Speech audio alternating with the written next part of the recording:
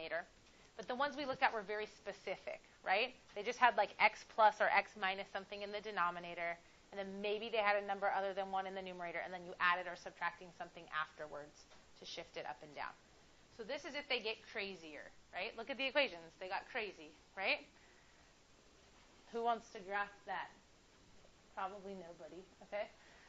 But we can graph these, and we can graph them kind of quickly if we can figure out some things about how they work, okay? So what we're going to try to do is use this chart for an investigation and then kind of summarize. And then once we've summarized the big idea, you're going to be able to go home, and in the video they'll have very specific graphing examples, okay? They won't be as difficult as like this one with a cube in the denominator, okay? That does get a little crazy. So if you notice the chart, it has different x values that were plugged into the function, and then what you're seeing is the outcome, okay? So let's say that I look at this one right here. Sorry, they're not numbered. You can number down your page if you want. So there's like 4, and then there's like a bold black line, and then there's like 5, 6, 7, 8, and then there's a bold black line, and then 9, 10, 11, 12. And those bold black lines are there purposefully, okay? So actually, let's discuss that first. Here's what I want you to think about at your group. Why did they section this worksheet off the way that they did? So none of these numbers matter right now. Just look at the equations and decide, why do you think that those 4 equations got put as the top 4 equations all in the same section together? Then they sectioned it off with a bold line, and these next 4 equations all got grouped together. Then they sectioned it off with a bold line, and the next 4 equations all got grouped together. So you're just looking at things that the equations, like why is this equation similar to this equation, similar to this equation, similar to this equation? Why are those 4 in a group together versus those 4 in a group together? Okay? So I want you to just take a couple minutes in your group of 4, where you have at least 2 of these handouts. Look at what the equations look like and see if you can grasp onto anything that you think makes those equations grouped together in a specific group. Okay? So a couple minutes. Talk to each other. Look at the handout. Any patterns that you see. Okay? Try to pull them out. What the patterns are. So let me explain what this chart is asking you for. I know it's crazy, but it actually helps us figure out some interesting stuff. So if we look at this equation right here, which is about 8th on the list if you number from the top 1. If you look at equation number 8, basically all these values here over, okay, keep going through, are values where we plugged in some x value. You can see at the top of the chart. We plugged it into this equation, and this is the answer that I got. Okay? Now, what we're looking for is to fill in these boxes right here. Okay?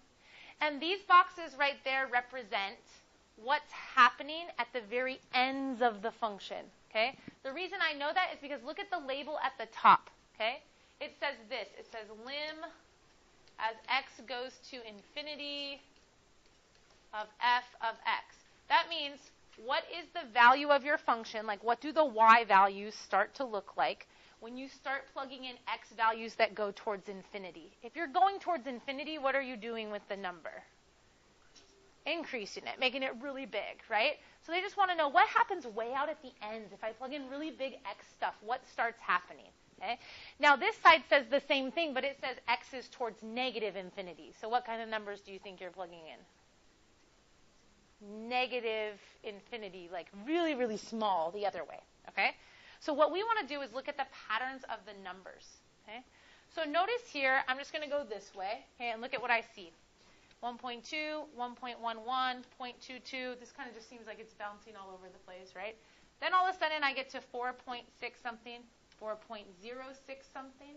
But look, the x values are changing drastically. I plugged in 10 and I got 4.6. I would think that if I plugged in 100, I'm going to get something a lot different than 4.6. But I plugged in 100 and I got 4.06. Then I'm going to plug in 1,000. You think I'm going to get something really different than that, but I got 4.006. Let's say I go and plug in like 1,000,000. Is it going to shoot up or shoot down? What number do you think it's going to become like? 4.00000. So basically it's going to start looking like what number? 4. Okay? Now if I look the other way, so 1.11, 1.2, again it just seems kind of like around there, Then it jumps up to 3.45. So again, that's when I plugged in negative 10. I'd think that if I plug in negative 100, I'm going to get a big different result.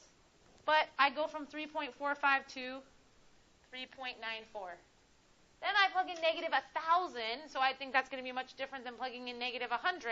But my result goes from 3.94 to 3.994. What do you think is going to happen if I plug in like negative 1 million? 3.9999 until it gets closer and closer to basically becoming what number? 4. Okay? All right, take like a minute and look through the rest of these in this section. Okay? Just in this middle section, and see if you can figure out what value should be at the end. Okay?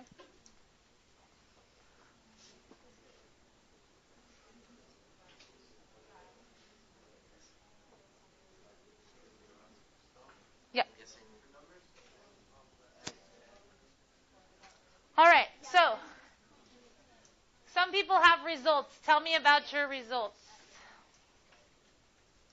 Matt. Uh-huh.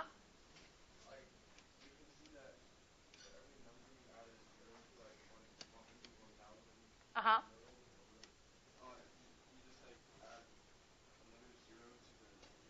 Okay, but so I'm interested in what's going to happen way out at the end. What number is it becoming like? Can we establish one number? For which one of these?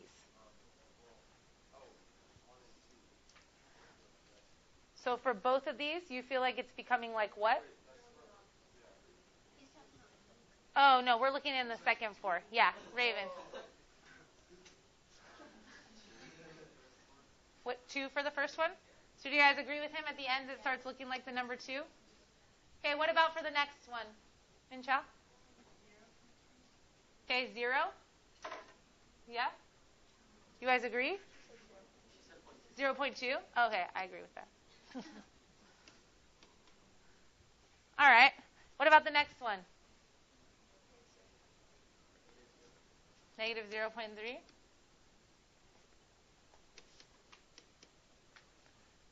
We might have to adjust that one a little bit. Now what I want you to do is look back at what we found they have in common. Notice that here are the terms that had the matching degree. 12x over 6x. Not that there's not more to it, but there's the ones with the highest degree. In this one, x squared over 5x squared. Okay. In this one, negative 3x squared over 9x squared. And in this one, 8x cubed over 2x cubed. Any relationship to those things that had equal degree and were the highest degree, and the numbers we're coming up with that they're approaching. Julia?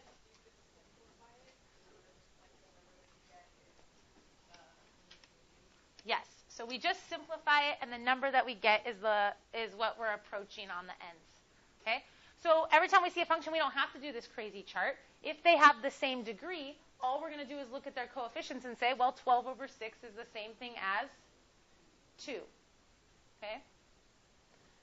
All right, now look at the top section. Okay? So like negative 5, negative 50, this is what Matt was talking about, right? Negative 500, negative 5,000. These ones are growing really far apart, right?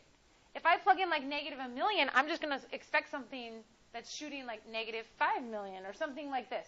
Okay? Am I approaching a single number? No. This one just keeps going downward. And on this end over here, it keeps going upward. The second one goes downward on both ends, but notice it still doesn't approach one number. It's just shooting up or shooting down. Any idea why in this section we don't seem to approach a number like in the other section? Matt?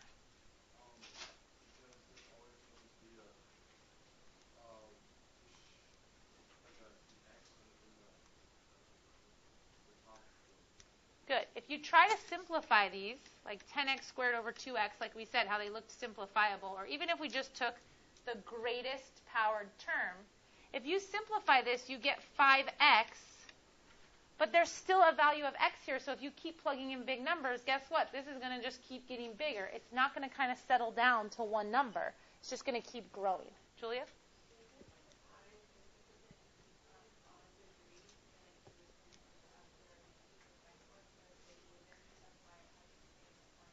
Yeah, kind of like when we studied the polynomials, like their shape. Okay? All right, so in these cases, they don't settle down towards any number. All right? Now, what I'm going to have you guys do, okay, so in the first section, like we saw, all of these don't level out to any number, so they don't reach a boundary and they continue going. So what I want us to make a note of on the first section is that these are rational functions where the degree of the numerator was higher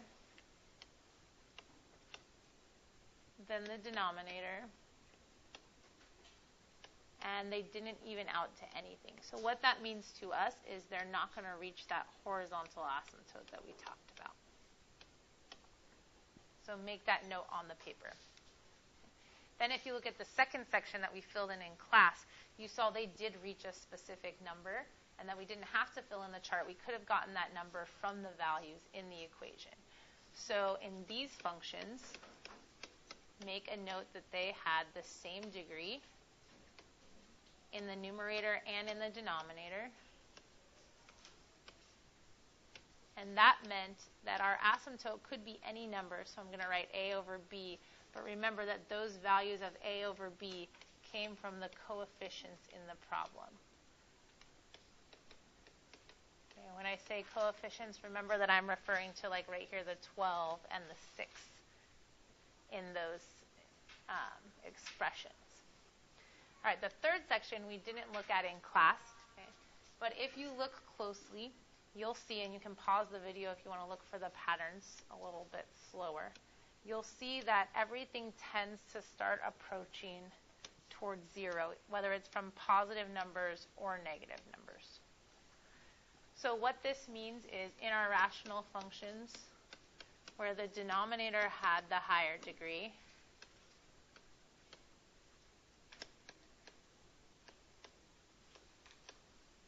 we always end up approaching the number 0. So that means we do have a horizontal asymptote, and it is at one specific number, which is specifically at 0. Kind of like the functions we graphed in the previous section when they didn't have a number at the end shifting them up or down. So you're going to see in the next video that these are what some rational functions look like, and that you have to fill in these important vocabulary words. And then I just want to summarize what we've talked about so far in class. So we've said for vertical asymptotes, we can always set the denominator equal to 0, just like we did in the previous functions, and figure out which values of x are our vertical asymptotes. For the horizontal asymptotes, we just went through those, and there were 3 cases. It depended on the degree. So if the numerator has the higher degree, there was no horizontal asymptote. And what that means for us in the future, and that you're going to see in the next video, is that you have to go and find then an oblique asymptote. And an oblique asymptote is going to be found by doing division, which we learned in the last chapter. Then the second category is when they had the same degree. And when they had the same degree, our horizontal asymptote was y equals, and it could have been any number depending upon the values of the coefficients. The third section on that worksheet was when the denominator had the higher degree. And in that case, we saw that every function approached the same number, which was 0. So in those cases, we have a horizontal asymptote at 0. So you're either going to have no horizontal asymptote and have to go find an oblique one using division. You'll use the lead coefficients to find your horizontal asymptote, or it will be equal to 0. All right, and then as you go through the examples in the next video, you'll also see us talk about holes. So I just want to mention what those are. They are a point on your graph that is literally missing from the graph like a hole. And the way you figure out the x value is based on a factor. So if you have a function that has multiple factors, if there's a factor that cancels out of the numerator and the denominator to simplify the function, that is when you know there is a hole. And your hole occurs wherever that factor would have been equal to 0. So like in this case at -1. So -1 would be the x-coordinate of the hole, and you'd have to plug it into your new function to find the y-coordinate. And we've talked in class about x and y intercepts, and you'll see again on the next video how to do that. So the next video shows you the examples, and this just summarizes the information about asymptotes from the chart.